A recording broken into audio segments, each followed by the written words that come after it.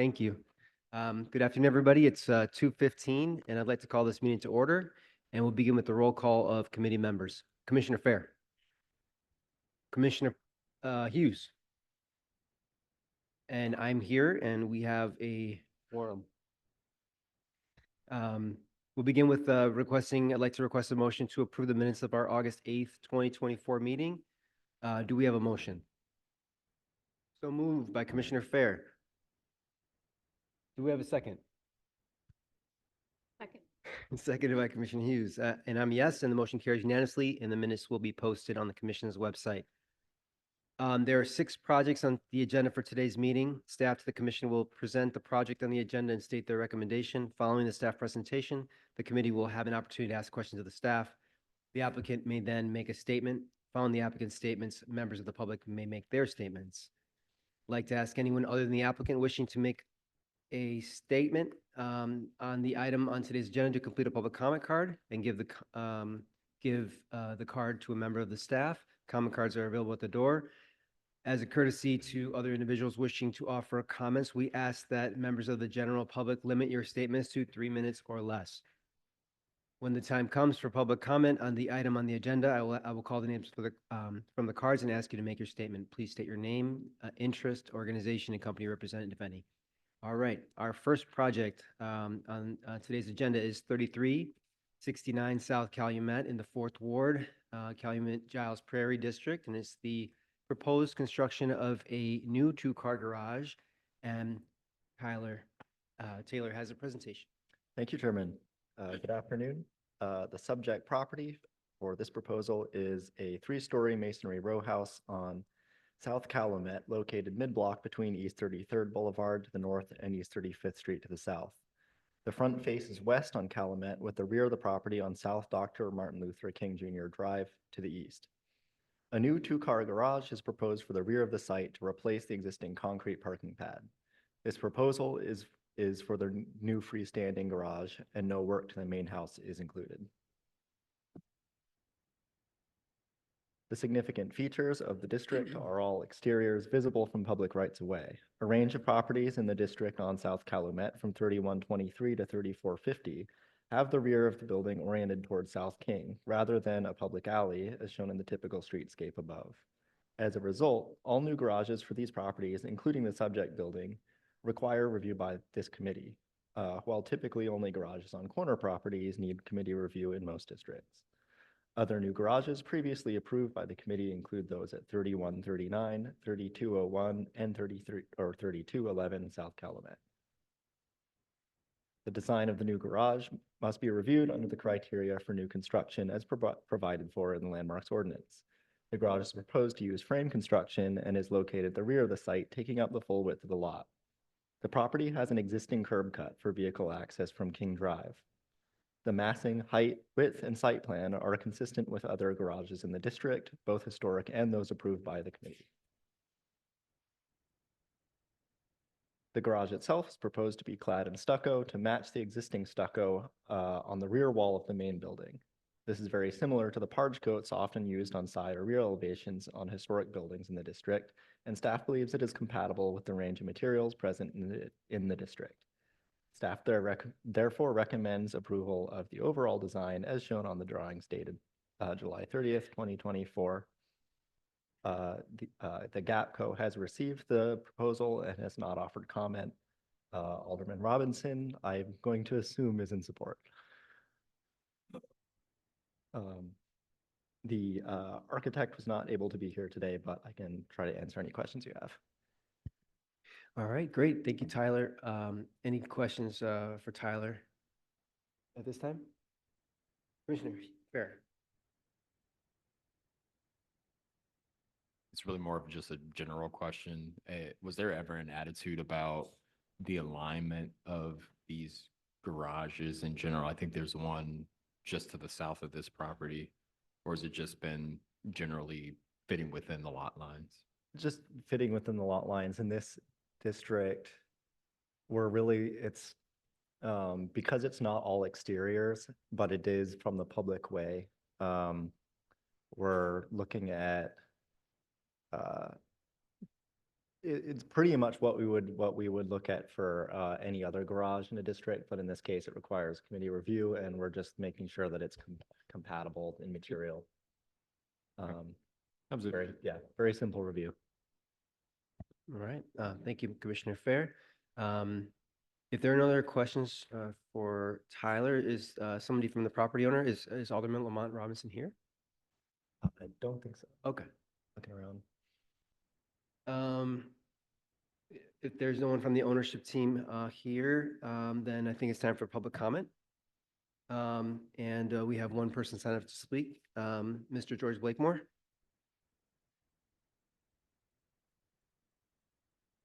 Like this very simple one with the staff recommendation, but the architect is not here. I don't even know.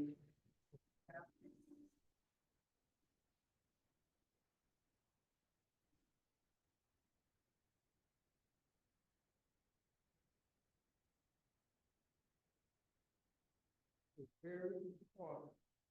I see that in the Robert. No, that's the only. Well, I'm thinking that someone should be here. When anything is bad, it should have only to be present, and that the architect should be present.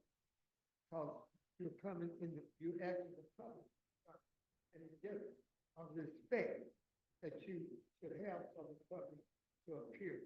So thank you again. Item from 1 to 6, and thank you. You can get that. Thank you, Mr. Blakemore. I don't see anyone else that signed up for speak on this item. So with that, I'd like to close the public comment portion of this and call for final discussion from the commissioners. Seeing none, I'd like to request a motion to adopt the staff recommendation for the project. The motion. So moved, Commissioner Fair, seconded by Commissioner Hughes, and I'm a yes as well, and the motion carries unanimously. All right, congratulations. Oh, there you go.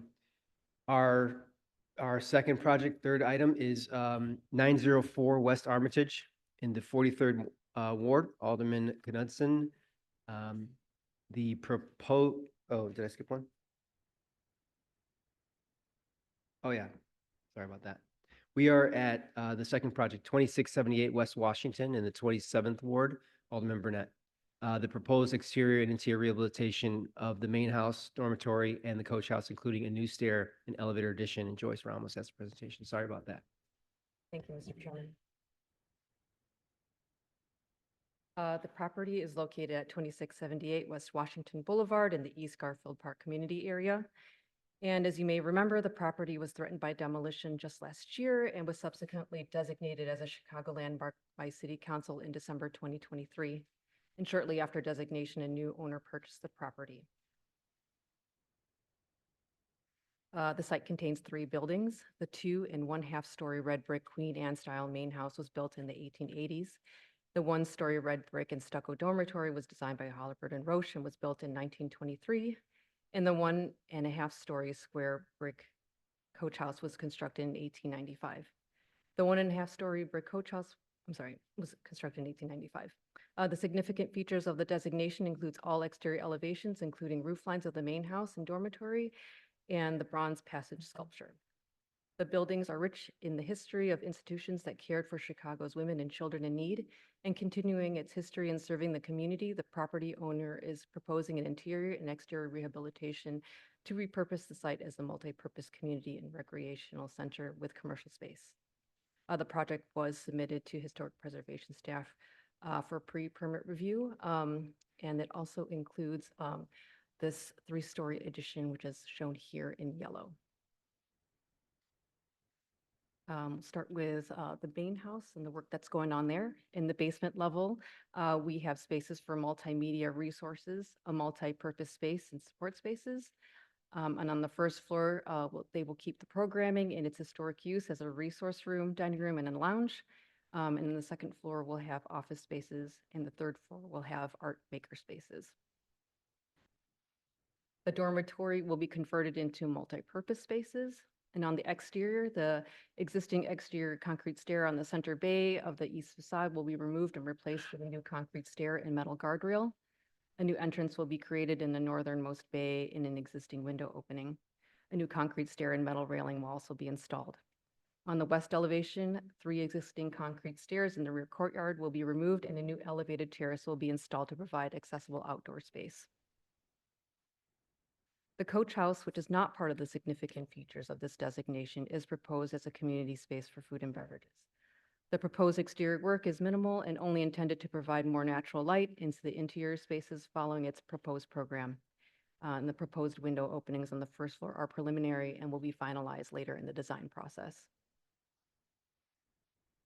A new 2,300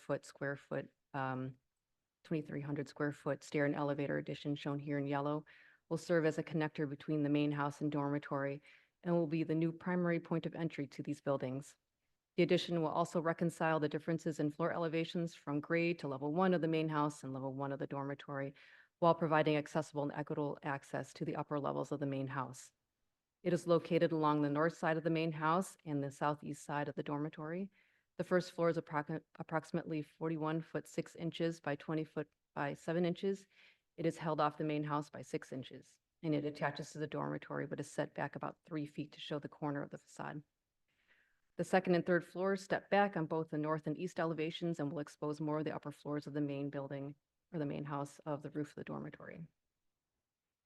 The addition will be constructed out of common brick and a running bond to match the common brick of the coach house. It will feature a fully glazed first floor entrance and large windows. The first floor window sills will match the height of the brick base on the dormitory and will also feature the same roll-lock course. The windows feature an abbreviated version of the stone lintels and sills found on the main house and dormitory.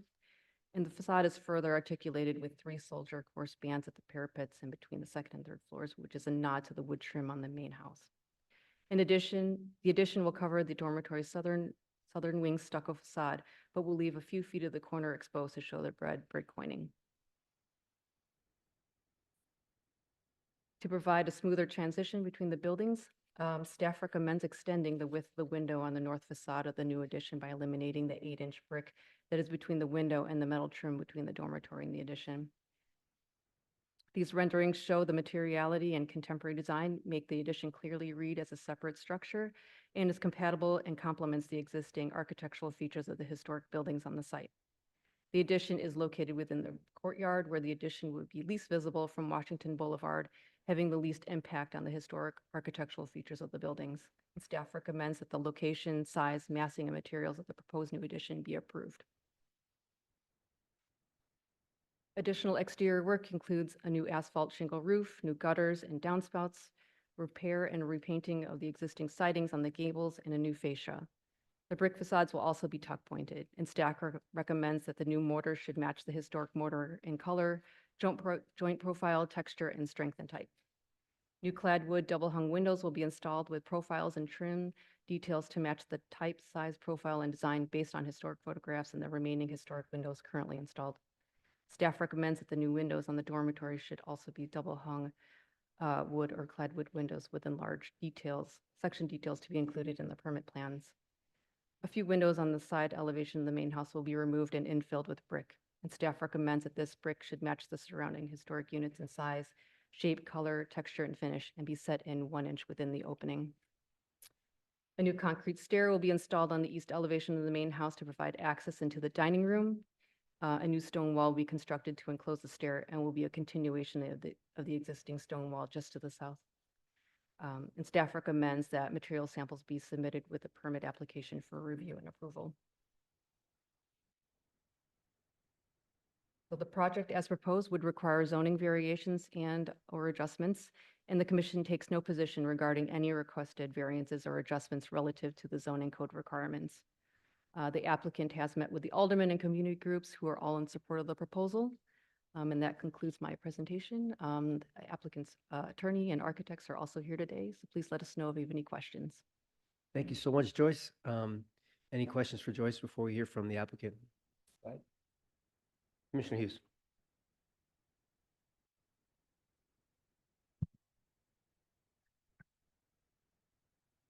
Can you clarify what the staff recommendation was for that circled area? Yeah, so there's this like very narrow section of 8-inch brick that's right between the addition, that separates like the window on the addition to the dormitory. We were suggesting that that be removed in order to make a better transition between the two structures. So the window would butt up against the, Yeah, there is like an 8-inch, I don't know, separation between, let's see if the floor plans will show that better. It's hard to see, but here there's like a little 8-inch gap. So the window, we're recommending to eliminate the 8 inches of that brick and have that window run right into that little separation between the dormitory and the addition. oh. Okay. About how wide is that metal piece? It's about, I think it's also maybe like 4 to 6 inches, I think. The piece brick, then Yeah. window. Okay. And what is the material of that? Of the 8-inch piece? I think it's metal.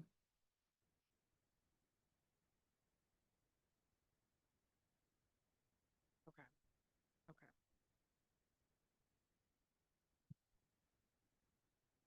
We should a good transition to the property owner. Would you like to explain the detail a little bit more? Let's transition to the project team.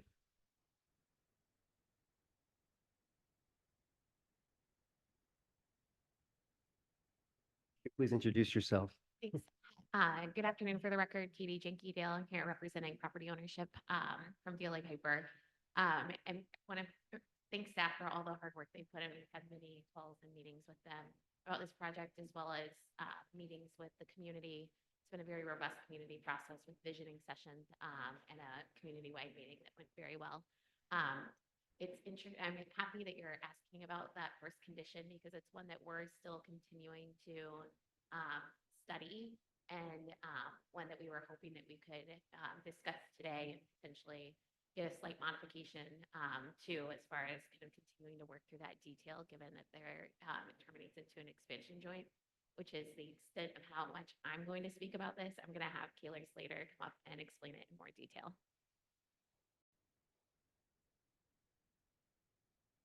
Hi, good afternoon. I'm Diego Wakuja with Keeler Slater, the architect. So the termination of the connection between the dormitory and the addition is an expansion joint to allow for the two buildings to move separately. So we added a running bond of brick in that right side of the window to terminate the window and having a full frame as a true punch in the opening, just as the historic buildings do.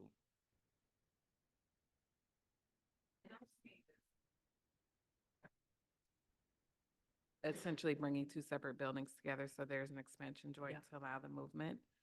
Is there a way to do that without the metal being as exposed? Because I know that's what the staff is recommending. It sounds like the condition needs to exist. That's why I'm asking. Yeah, I mean, that's something that we can continue to work with the architect to Okay, kind of modify that and to come up with a better solution for that. okay. That was my only comment. I think the rest of the recommendations I'm on board with. It's just the expansion joint situation. Okay. Thank you, Commissioner Hughes. Do you want to say anything else from the attorney or from the architect about the project? For the record, Katie Jenke Dale.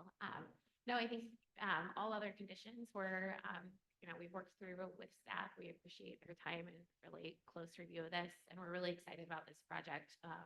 The current owner read about it, Block Club, contacted us and said, how do I, make sure this project or this building gets saved? So we're really excited to be here today and doing exactly that. So thank you, and we're here for any questions. Excellent, thank you. Commissioners, any questions? Maybe it's like a color modification or something that could help blend it a little bit more, because I don't know if we're gonna be able to get totally away from the metal. So maybe it's, Okay, yeah, we'll color take a or look at other things materials that and they can colors. propose. Yeah, Okay. for sure. Okay, any other questions? Seeing none, I think we can go to public comment. We have two people that signed up to speak on this item. And the first one is Mr. Ward Miller.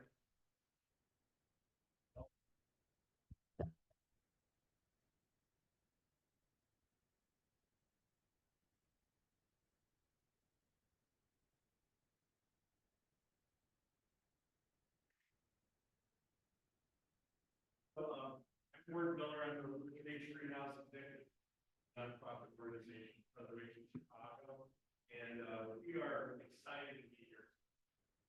To see this type of investment in our neighborhood and in a landmark building that we were so honored to be a part of its designation, preservation, and last year when it was from demolition. So we're grateful to organization that's sponsoring this work, in worship. This was the safe haven for single women of color. And that story hadn't gotten out until, I don't think any of us were really aware of this until the story came out that the latest threat of demolition. What an amazing transformation that's over the last 10 months. It's going to go from threat to complete demolition to bringing the new revisioning for the community and honoring the legacy of work structure, history. We had some very emotional testimonies of people that are actually, daughters that were actually born here, others that came from Iowa. It's just an amazing historical and archaeological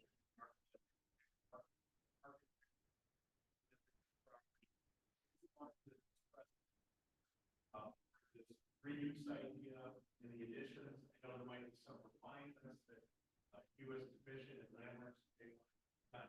We're grateful. All right, thank you, Mr. Miller. And we have Mr. Blakemore.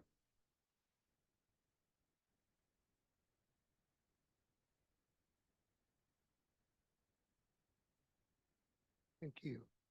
I was interested in a robust conversation with the people that live in the area. And the gentleman that spoke said that they came out because history is very important. Some of these people in the area didn't know the significance of this building, of these buildings. So it's all about educating the people. They just saw another building there. And so the architect is not only doing the architectural changes and getting a permit, but educating the people in the area about the history of the building. And I'm very glad that he said, and they had a robust involvement, and with the alderman also. So it's all about educating your people. When you know better, you do better. And in these historical buildings, I've always kind of complaining that when they do the interior and exterior, a lot of times they can't afford to bring the building back to its original state. But when you have money, like the Treehouse Foundation right here, they can go and get the artists and engineers and these people from all over the world. That's what money do, that can come back to bring it to its original architecture form, money. The Treehouse Foundation, whenever they do a historical, they do it interior and exterior.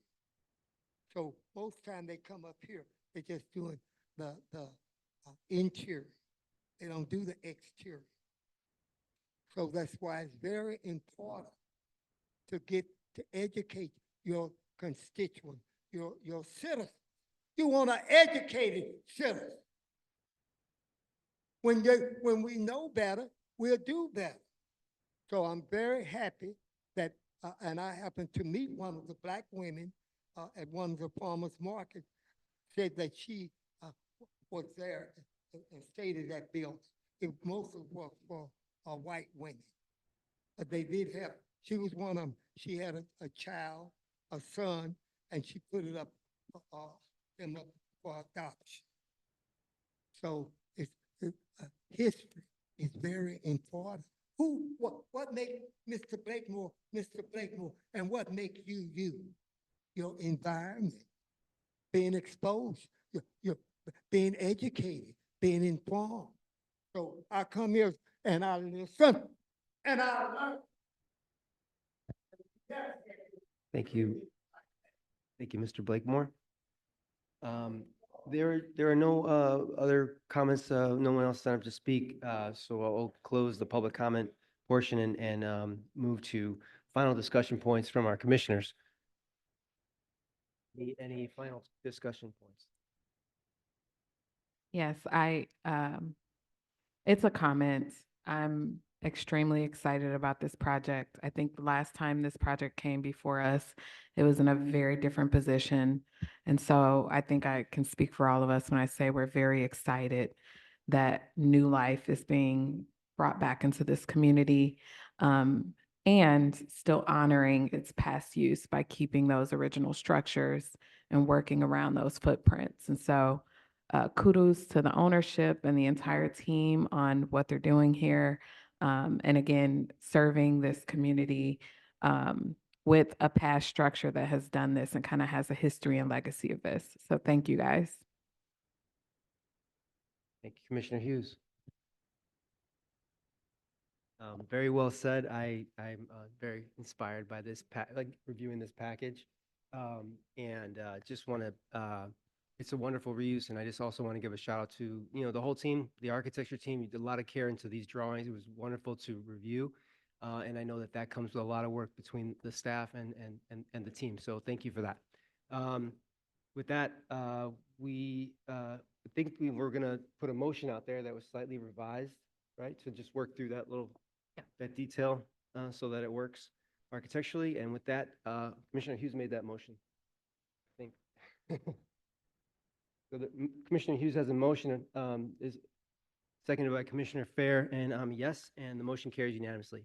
So thank you, good luck with everything. Congratulations. Okay, now we are 904 West Armitage, 43rd Ward, Alderman Knudsen, Armitage Halsted District. And it's the proposed excavation of front yard, new 10-foot wide stair, and relocation of the front entrance at basement level. And Tyler Taylor has the presentation. Thank you.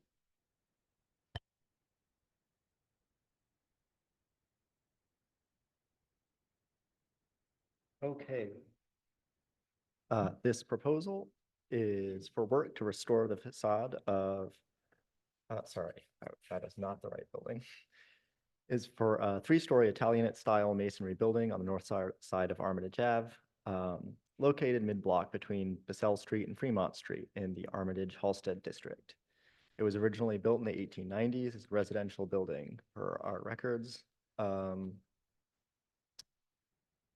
The existing front entrance to the basement tenant space of the building is through a vestibule beneath the concrete stairs, accessed via another set of narrow concrete stairs with a small landing and drain at the bottom, pictured here on the left. The retail tenant is experiencing issues with the stair and entrance, especially in winter when snow and ice accumulate at the lower landing. A permit application has been received for work intended to address these issues. The tenant, with support of the building owner, has proposed to relocate the entrance door to the center of the bay by lowering the sill of the existing masonry window opening to create a new doorway that would serve as the front entrance. They have also proposed to excavate a large portion of the front yard, measuring 10 foot 2 inches in width and 5 foot 4 inches in depth, perpendicular to the street. Measured from the face of the bay. This excavated area would be accessed by a new set of concrete stairs 7 feet 10 inches in width. The area to be excavated takes up the majority of the front yard. Per the Commission's adopted guidelines, excavations change a building's relationship with its site and should be avoided.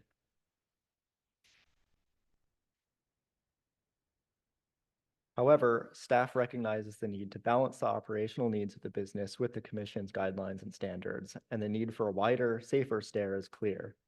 Staff believes this can be accomplished without excavating the majority of the front yard. Staff recommends the area of the front yard to be excavated for the lower landing and the new stair, excluding any retaining walls, should be reduced in width, so it is not wider than the front face of the bay at the foundation, about 5 feet. This is illustrated as shown in the area in red, shaded in red.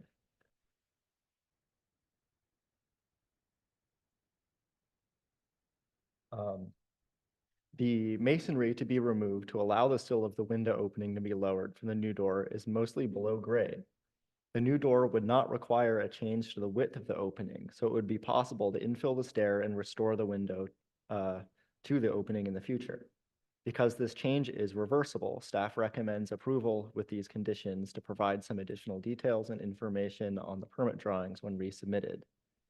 The Sheffield Neighbors Association and Alderman Knudson's office have both reviewed the proposal and are in support. The architect, Bill Warner of Carr Warner Architects, is here and able to answer your questions, and the business owner, Matt Berkowitz, Burko's Popcorn, is also here. And I just want to note, this morning we received a letter of support from Alder Knudson's office. This letter is a letter of support for the initial design, but they have also clarified that they also support the staff recommendations. So they're basically okay with either option. Great. Thank you, Tyler. Commissioners, any questions for Tyler before we hear from the applicant? Seeing none, let's hear from the project representative, Matthew Berkowitz.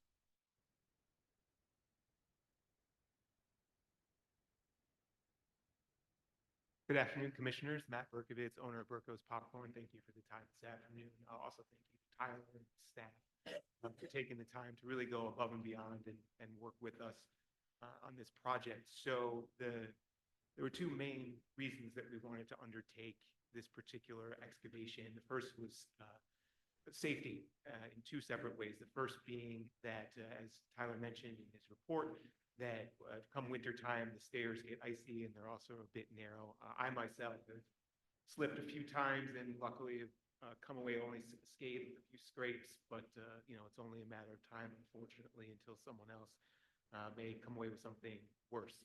Also, another issue around public safety is within the area that we're proposing to excavate currently sits a rock garden.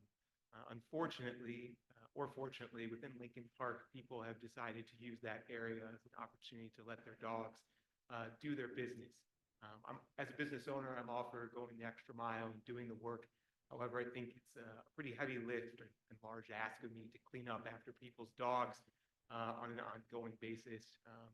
I'm not the only 60 square feet in the city that deal with this issue, but at the same time, it is a challenge that then brings on pests and rats and whatnot. And given that we are a food business, that's something we're trying to avoid running around our business.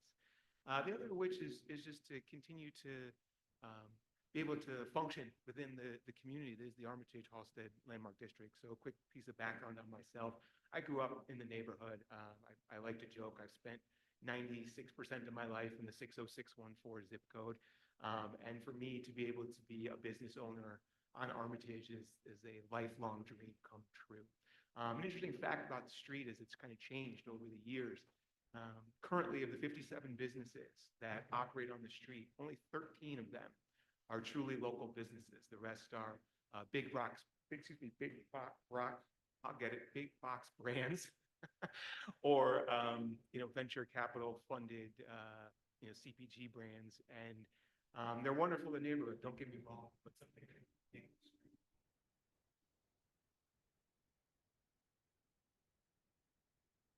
clearly special growing up was that truly neighborhood and community sense. As one of the remaining 13 on the street, it's really important to me to stay and help maintain the fabric of the neighborhood that I grew up in and truly shaped me. And interestingly enough, we are literally the only business on the street that has an entrance to their building.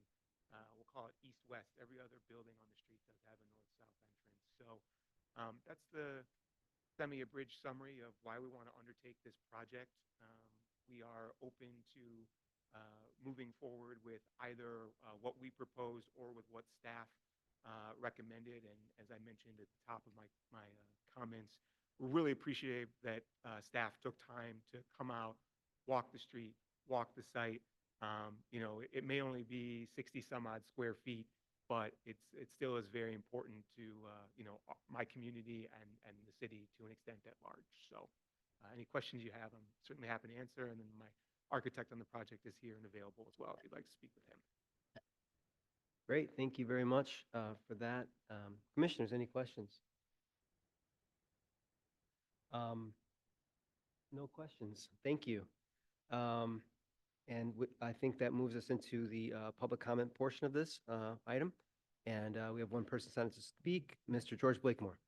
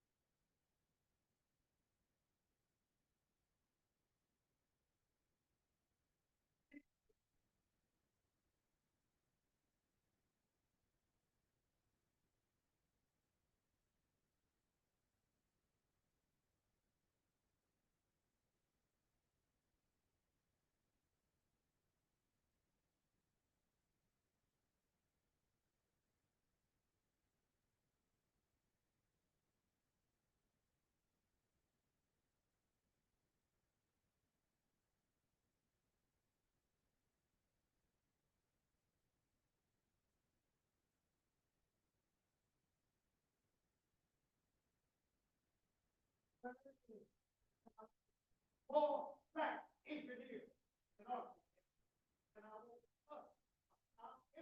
approve and block.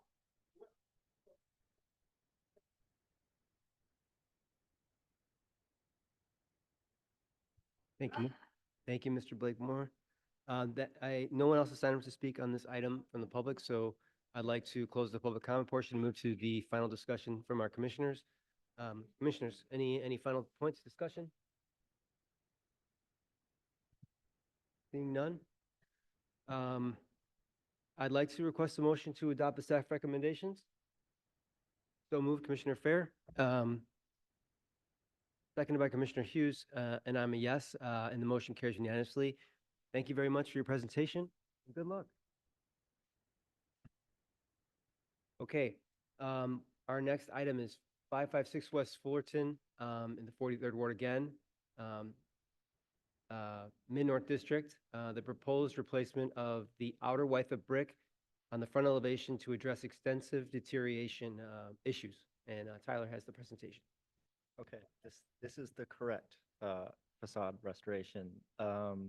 This proposal is for work to restore the facade of a 3-story Italianate townhouse building in the Mid-North District. It's one of a row of similar townhouses built in 1894, according to permit records. A proposal has been received for significant work to restore the front facade, involving replacement of the entire outer wide of face brick. For context, all 4 townhouses in the row are shown here. They have all been altered in various ways over the years, and the face brick of 558 West Fullerton was also replaced sometime just prior to 1993. 554 has its original face brick intact and in excellent condition. The facade of the subject building was covered in a synthetic stone material at some point, possibly in the 40s or 50s. The original stair from grade to the entrance at the second floor was also demolished. When the synthetic stone was later removed, the outer fired surface of the historic face brick was left damaged. In 1979, records show brick was replaced at the piers between each set of windows, and the existing metal balcony was added at the original second floor entrance. Spot replacement of brick has occurred, and the damaged brick was also painted. The applicants proposed to replace the entire outer withe of face brick based on its deteriorated condition.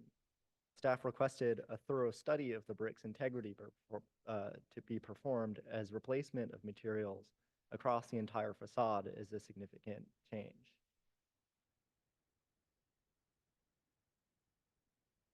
The applicants contracted the structural shop to do this evaluation and provide a report. A series of Rylem tests were performed to determine how quickly water can infiltrate the damaged brick. The slide shows some examples from the report, which was included in full in your packets. Tests were performed at several areas with the worst damage to the brick, as well as areas where the brick had been protected from weathering over time by an awning. In addition, 2 bricks were removed and tests were performed on the intact fired surface on the back of the brick. Tests were also performed on the newer brick between the windows that was replaced in 1979 and on the intact historic brick on the adjacent building at 554 West Fullerton. The test showed the damaged brick across most of the facade absorbs water at a much higher rate than either the newer brick, the intact back face of the historic brick, or the historic brick on the adjacent building. In some areas, the surface of the brick was crumbling so badly that the putty used in the Rylem test could not be attached, or the surface of the brick came away when it was removed, as shown in the rightmost photo of the middle row above. Staff therefore recommends that the replacement of the outer withe of brick is appropriate in this circumstance to ensure the longevity of the building. The intact brick on the adjacent building to the east, as well as the fired faces of the brick removed for testing, provide a good reference for the replacement brick, so it should be possible to match the shape, size, color, and texture of the original brick. In addition to the brick replacement, the deteriorated carved limestone sills and headers are proposed to be replaced in kind, and the windows replaced with new cladwood windows matching historic profiles. The original entrance door at the second floor is proposed to be restored with a new stair, matching the adjacent ones on the buildings immediately to the east and west. It should be noted that 560 West Fullerton at the end also had synthetic stone removed in the past, resulting in similar condition issues, and the committee approved replacement of the outer withe of brick for this building in 2019.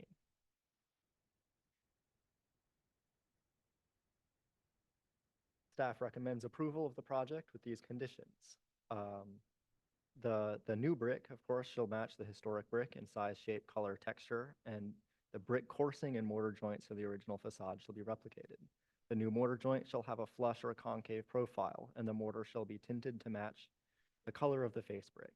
Dimension details of the existing and proposed brick coursing, alignment, and joint profiles shall be provided with the permit application. And a sample of the new brick shall be reviewed on-site by staff prior to permit approval. The architect, Heidi Hoppe, is here and able to answer your questions. And the Mid-North Association has also had a chance to review and has no objection. Great. Thank you, Tyler. Commissioners, any questions for Tyler before we hear from the applicant?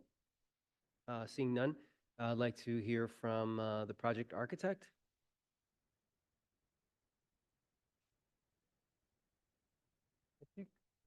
We can hear you. Can hear. That's good.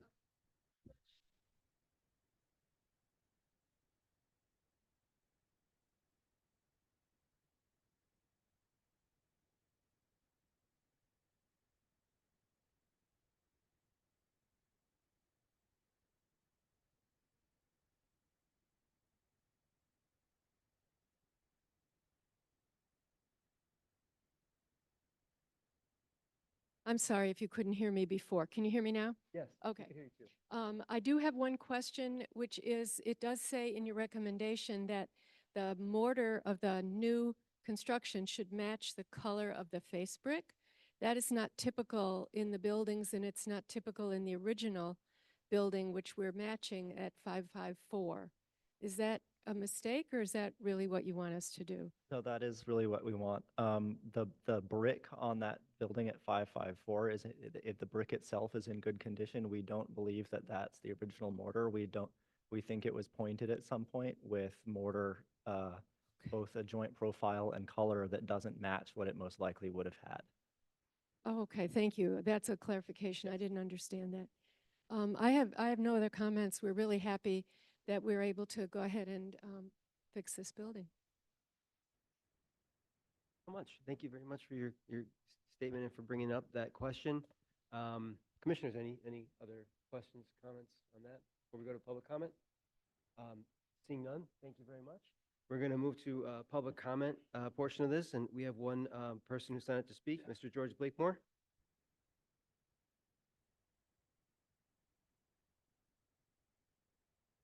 Has this question on everything be as clear as possible. Uh, when you dealing with historical field, so you said the marble also should be the same color of the brick, and she's not aware of it, but she should have been aware. You want to make it as much like of the original that you can get, and that's where money comes into play. Tree houses are rich foundation. They can go all over the world and get the engineers and artists and bricks because they got money. So that's why in the city of Chicago, they mostly deal with the interior, and they don't do the exterior. And the reason is finance. So sometimes when you can't finance, you use cheap products and use facsimile of. But when you have money, you can afford to go back and get these original artists and people, bricklayers and carpenters from the old world and fly them here. And I'm very happy when I first started coming to these meetings, I didn't see any black faces. So we're slowly making progress. I don't know. But we need more black engineers. I always play the race card because it's the card that should be played. I've only, when they say we have somebody from the public, and then I say, yeah, I'm gonna speak, we need.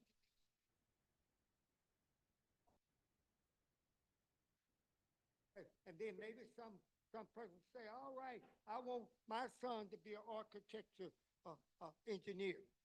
I want to be a bricklayer and just and go back the old ways of doing things and refinishing them. When you know better, you do better. So some of our aldermen and some of our so-called leaders, they don't do better because they don't know better. So thank you again. I'm so glad that I'm allowed to be here. I was out at another meeting at Cook County Board out there on Polk Street. They need to clone Mr. Blakemore. What? Cloning.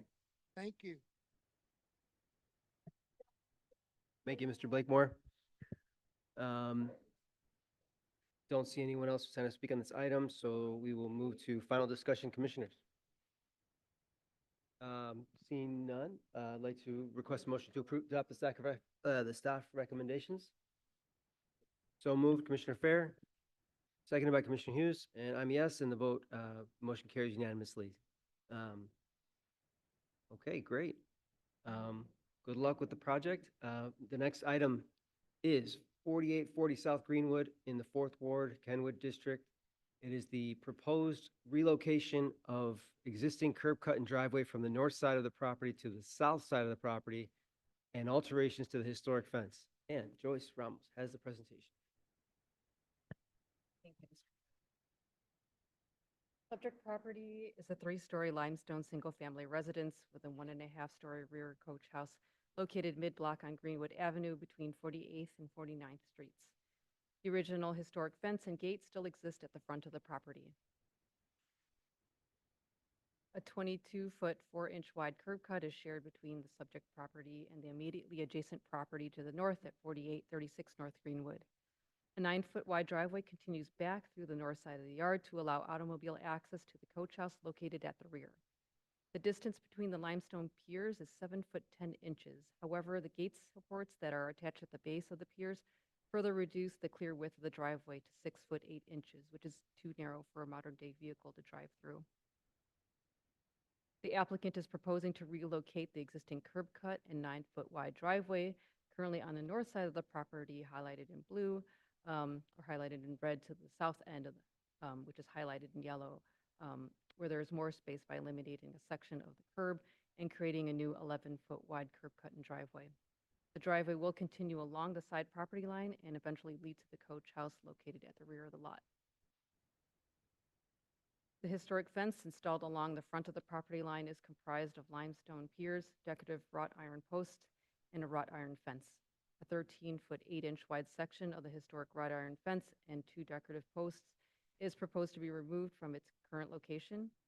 A new 12-foot wide wrought iron gate is proposed to be installed in this opening to provide access to the new driveway. The overall design and spacing of the wrought iron pickets will match the historic 6-foot tall fence, but will feature simple detailing that will differentiate it from the historic fence while still being compatible. Staff recommends that the driveway width be reduced from the proposed 11 feet to 9 feet wide, as historic driveways were not as wide. And the existing driveway is also 9 feet wide. Additionally, the width of the gate should also be reduced to from 12 feet to 10 feet to correspond with the reduced driveway width. While the existing gate will no longer be in use, it will remain in place and no other modifications to the fence, gate, limestone piers, and remaining decorative posts will be made. A similar proposal to relocate the driveway and modify an existing wrought iron fence was reviewed and approved by the Permit Review Committee for the property located at 4940 South Woodlawn in June 2012. And staff recommends that the details of the contractors' means and methods for dismantling and storing the sections of the fence to be removed and reconstructed. The portions of the historic fence shall be submitted with the permit plans. Additionally, an existing light pole in the parkway will be required to be relocated, and should the project as proposed require approval from other city agencies, such as the Department of Transportation, the Commission takes no position regarding such approvals. The applicant is also proposing changes to the coach house located at the rear. And the primary facade of the coach house that faces the main house will have new clad-wood windows that will replace the non-historic glass block infill. A new paneled man door will be installed, and modifications to the flat arch lintel will be made to match the width of the door. The first floor of the south elevation currently has 3 small glass block windows, and the applicant is proposing to open this wall up to provide a 20-foot wide by 9-foot tall garage door with a flat arch lintel. The existing wood deck and stair and the wrought iron security gates on the north elevation are proposed to be removed, and the door on the second floor will be removed and replaced with a new window that matches the adjacent windows. Staff recommends approval for the proposed changes to the coach house, as they will be minimally visible from the public way and will not negatively impact the architectural features of the home. In addition, it is proposed to be constructed at the rear of the historic main house, which is highlighted here in yellow. It will be clad in a limestone veneer to match the unit sizing, color, texture, and finish of the main house. It will also feature floor-to-ceiling divided light clad wood windows with a paneled base. An existing arched opening will be enclosed with windows and a glazed door. In contrast to a more solid masonry addition, a glass enclosure may be seen as an ancillary structure to the main house. Due to the wide side yard, the addition may be minimally visible from the public way from certain vantage points. However, since the addition is at the rear and not wider or higher than the historic structure, staff recommends approval for the location, massing, and materials of the proposed addition, as it will not adversely affect the architectural character of the building or district. Other work to the property includes restoring the existing historic windows. Select chimneys will be rebuilt above the roofline with new chimney caps, and select chimneys that are located behind the cross gable will be removed as they are no longer in use and have poor structural integrity. The existing roofing material is a synthetic slate that was installed by the previous owners around 2007, and the individual tiles are warping in many locations and the color and finish have faded. The applicant is proposing to replace the roof with a composite slate product called Inspired Slate by Da Vinci in the ash gray color. And staff recommends that the applicant submit product data and material samples that are representative of the proposed size, shape, color, and texture of the proposed synthetic slate roof for staff review. So staff recommends approval for the overall project with the conditions previously mentioned, and that concludes my presentation. I believe the architect is here. There he is. So please let us know if you have any questions. All right, thank you. Joyce? Question for Joyce? All right. Just a question about the new driveway in particular. There's an image that shows paver being used for the road surface, both within the property and what looks to be the new curb cut. Is there any, guidance from either other properties in the neighborhood that would weigh in on that in any way? I think the other properties that I've seen that have gone to permit review committee just have been concrete, but actually I didn't know exactly what the materials were being proposed for this. So I mean, that could be something that the architect could let us know if you know what that is. Hear from the architect, if you could introduce yourself. My name is Ed Tui. I'm with BBA Architects. I'm the architect of record for the project. The intent on the curb cut on the public way, I believe by CDOT requirements is going to have to be concrete. So that may be just an error on the rendering. However, as far as the paving material on the property in general, there are numerous examples in the neighborhood of, other pavers, brick paver, and I believe the clients have recently selected Purrington paver, historic brick paver that they would like to use. And I believe there's one of the buildings directly across the street has a very similar product. We would, however, we understand that staff recommended a 9-foot wide curb cut and a 10-foot opening in the fence. The clients would very much like to request a little bit more relief on that and see if they could get a 10-inch wide driveway and an 11-foot opening in the fence. Just because, it seems narrow. There are some teenage drivers in the family, and they would like, a little bit more clearance there if we could find a way to provide that. We had given some consideration to widening the driveway width and relocating it to that southern part of the property. Mostly, I know that they're having, there's some issues with the space between the piers, which is 6 foot 8 inches. So that's extremely narrow. I understand that. And so, and the existing driveway is 9 feet.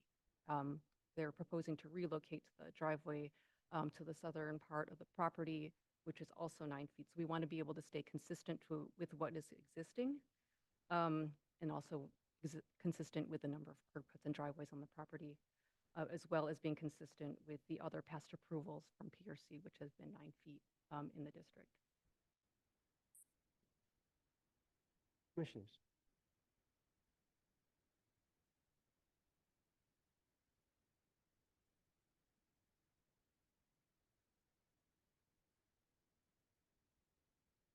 It's tough. I feel like I'm a little on spot, but it's a tough call. I mean, I understand the functionality of it. There's also just the broader context, I think, for the rest of the neighborhood as well. Yeah, I don't know. I think Joyce, just to reiterate, in the research of the rest of the block, it's 9 feet is standard. I think it's pretty typical for the other driveways. Yeah.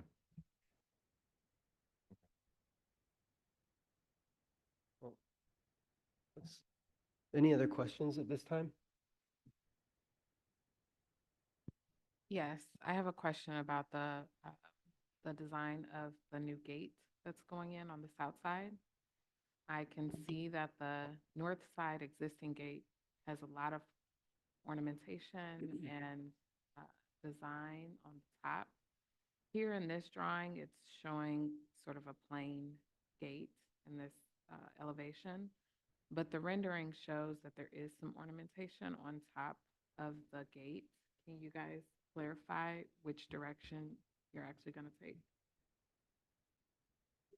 Yeah, I believe our original intent was to provide a more ornate gate, but we're limited by the zoning bureau to a 6-foot height for any replaced element in there. So we didn't have any vertical height to provide any more vertical ornamentation as on the original per Bureau of Zoning. I think it's also more appropriate to just be more simplified in the new design of the gate, just so you can differentiate it, not mistake it for being historic.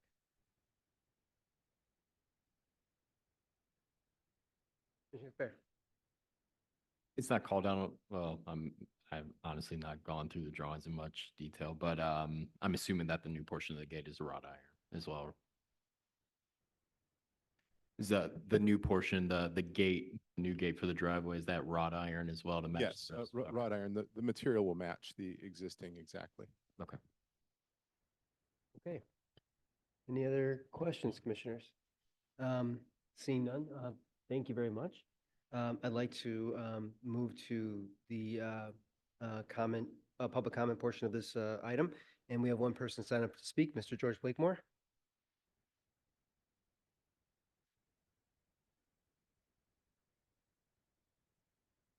Our money.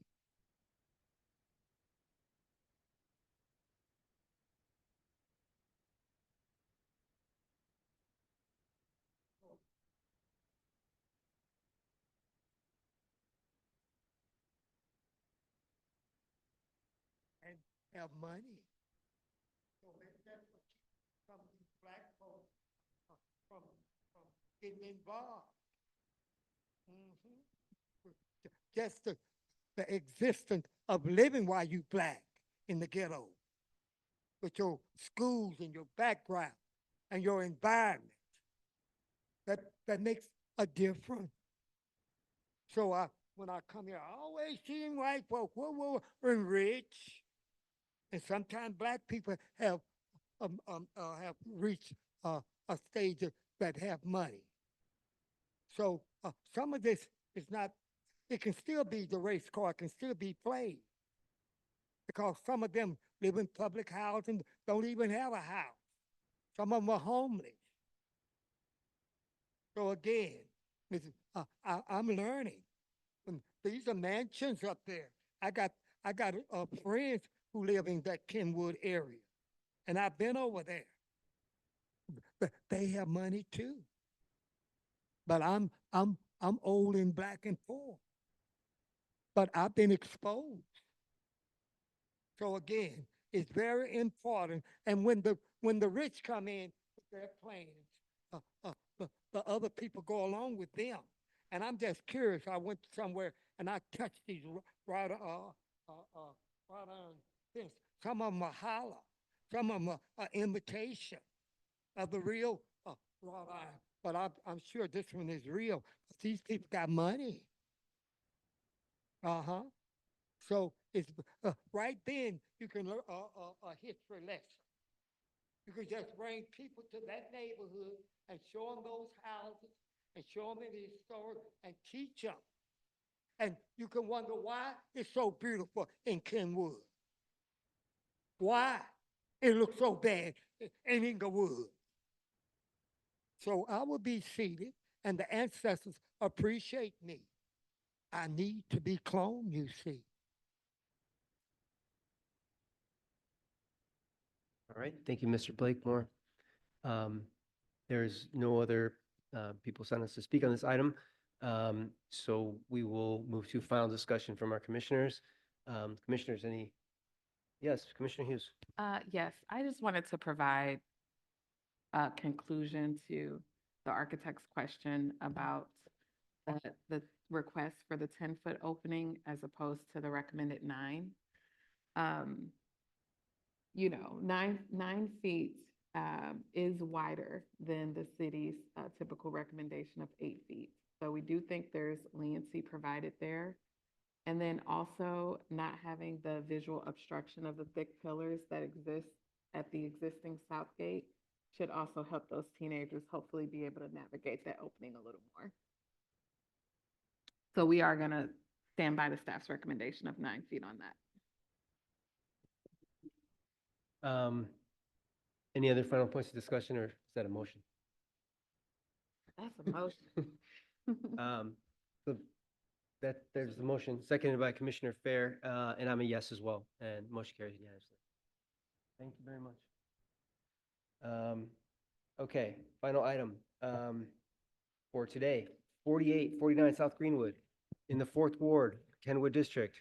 The proposed construction of a new curb cut and driveway in the south side yard to provide access to new parking pad, behind the front facade of the house. And Joyce, you have this one as well. Thank you again. So we're literally going right across the street with this one. So the subject property is a 2.5-story masonry stucco, single-family residence designed in the Queen Anne style. The lot is 40 feet wide by 200 feet long and has no garage or coach house in the rear and no curb cut or alley access.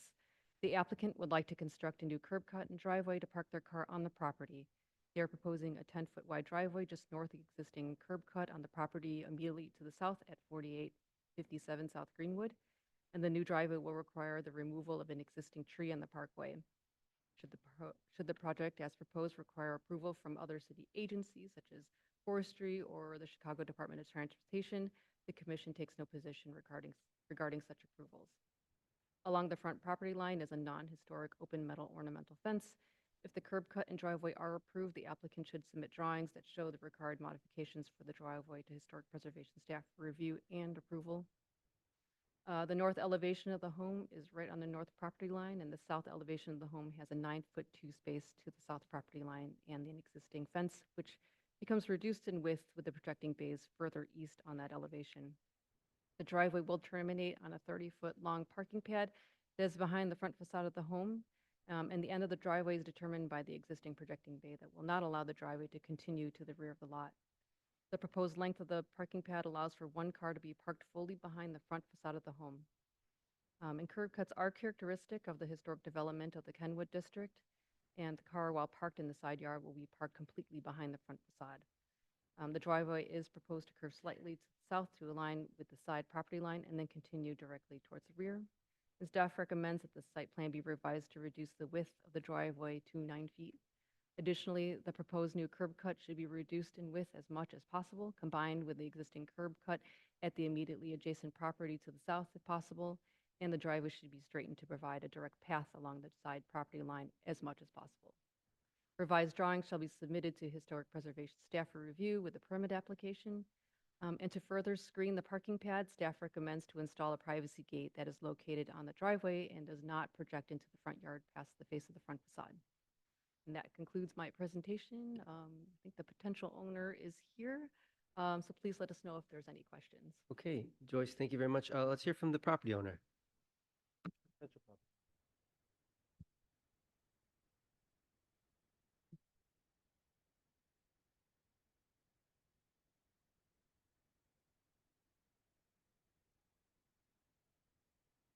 Hello, hello. Can you hear us? Hi, I'm Jennifer Hoover, Odie Hoover. and we are the potential owners of 4849 South Greenwood. We are very excited to join this iconic and historic community in Kenwood. We have an 8-year-old son who attends Bronzeville Classical, and we are very involved in the Hyde Park Kenwood Legends, which is the local baseball team. So we're very excited to hopefully be able to purchase this home. As a part of purchasing the home, we wanted to request the curb cut to add a driveway.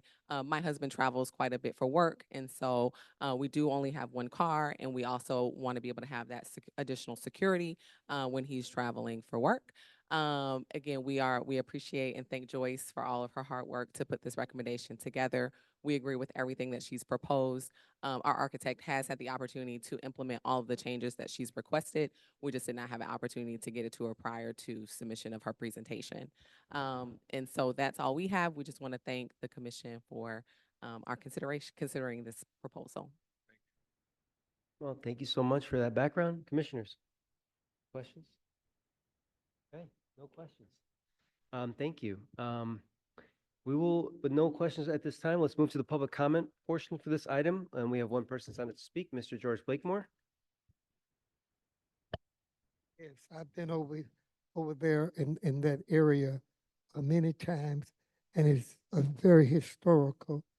And I just hope that more young, gifted, and black people, couples, will move in the area. But uh, but first, my biggest wish is that my people will be educated and informed, and the new leaders here, you two young people, and then this young couple, the, each one must teach one, and each one must help each other. So thank you again for.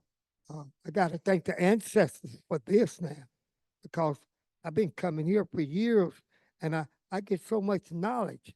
And I really think that a lot of young people in as a social scientist and as a student of history, if you would educate them about how our city worked when it comes to our historical treasures, and let them know that the war, that the people in the area must get involved, the alderman must get involved, and it should be a way to reach out to these young people to let them know this is your community, and all these are our historical treasures, and we must keep them.